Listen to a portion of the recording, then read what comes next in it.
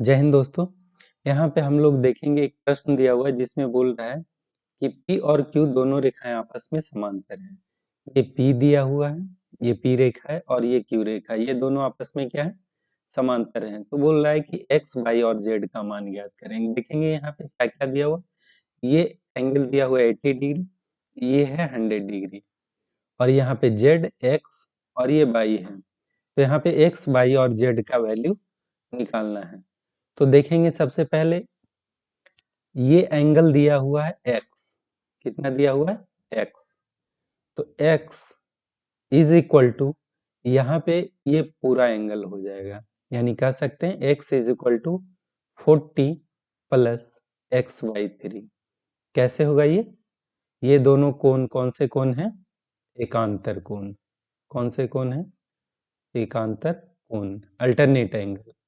एकांतर कोण से दोनों बराबर हो गए, यानी कह सकते हैं इधर माइनस आ जाएगा, x minus XY3 is equal to 40, यानी कह सकते हैं इसका एलसीएम लेंगे तो क्या हो जाएगा 3x माइनस x यानी 2x, 2x/3 is equal to 40, ये कट जाएगा 20, यानी कितना हो गया x is equal to 60 degree.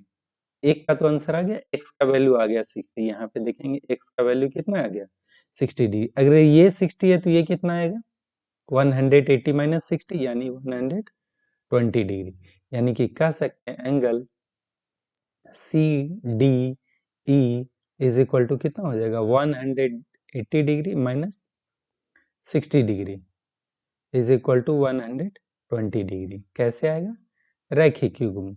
यहाँ पे कौन सा लग रहा है, रैखिक युग्म। तो रैखिक युग्म से हो गया।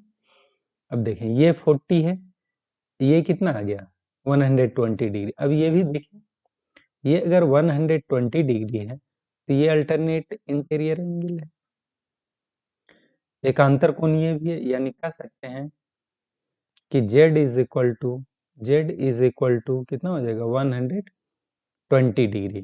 कौन सा कोण हो गया ये, एकांतर कोण। कौन सा कोण हो गया, एकांतर कोण, अल्टरनेट इंटीरियर एंगल है, एकांतर अंतः कोण है, तो Z का भी वैल्यू आ गया, ये भी एक आंसर है 120 डिग्री आ गया। अब देखेंगे, अब हम लोग आएंगे ट्रायंगल त्रिभुज किस में, जेड डी ई में।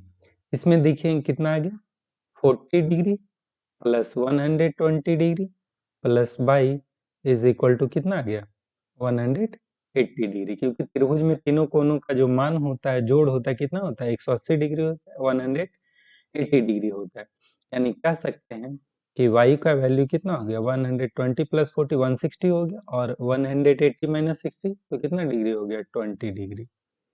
तो देखें x, y और z का मान कितना आ गया, x का मान आ गया 60 डिग्री और y का मान आ गया 20 डिग्री और z का मान आ गया 120 डिग्री। अब देखें यहाँ पे अगर डायरेक्ट बनाना है मुझे, फिगर से ही या फिगर में बनाना है तो कैसे बनाएंगे, ये दोनों देखेंगे बराबर है, यानी x बराबर हो गया 40 अब प्लस x बटे 3 के, तो ये माइनस गया, इधर माइनस हो जाएगा 3x माइनस x बटे 3, यानी 2x बटे 3 बराबर 40, 2x बटे 3 बराबर 40 हो गया, तो ये कट गया 20 से कट गया, यानी x बराबर कितना आ गया था 60 आ गया, x बराबर 60 डिग्री आ गया, यानी इसका वैल्यू कितना आ गया 60 डिग्री, तो ये कितना हो जाएगा 180 माइनस 60 यानी 120 डिग्री।